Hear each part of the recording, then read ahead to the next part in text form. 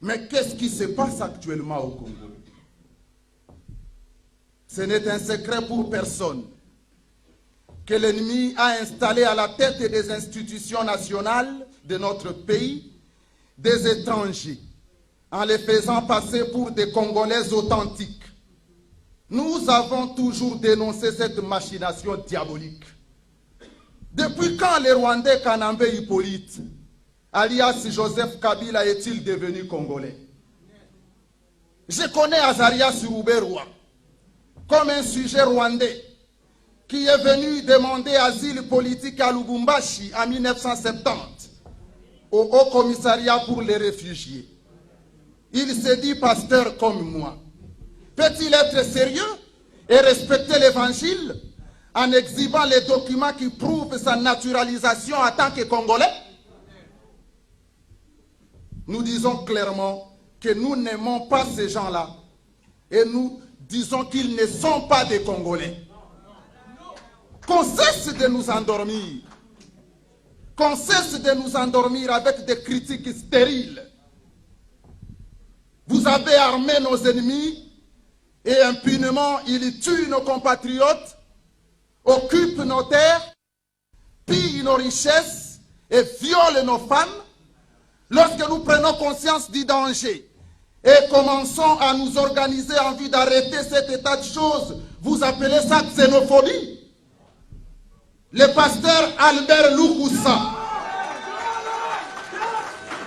qui a été empoisonné dans les geôles congolaises pour avoir critiqué le président Hippolyte Kanambe, alias Joseph Kabila.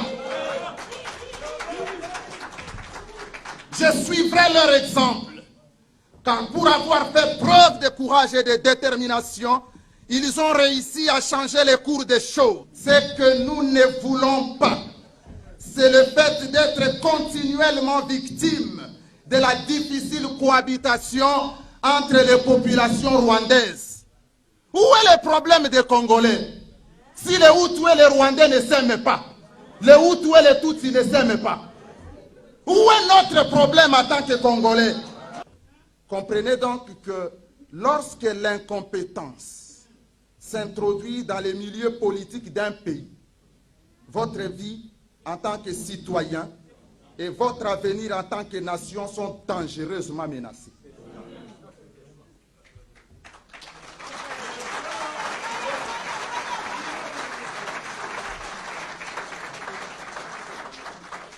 Et lorsque les pouvoirs publics sont incompétents et sans réelle vision politique, favorisant les changements et le bien-être social, comme c'est le cas actuellement en République démocratique du Congo, la société civile en général et plus particulièrement l'Église devrait constituer un véritable rempart pour la population. Un pasteur est un citoyen comme les autres. Et bien plus, en tant qu'autorité morale d'une société, il doit chaque fois s'exprimer lorsque quelque chose ne va pas bien.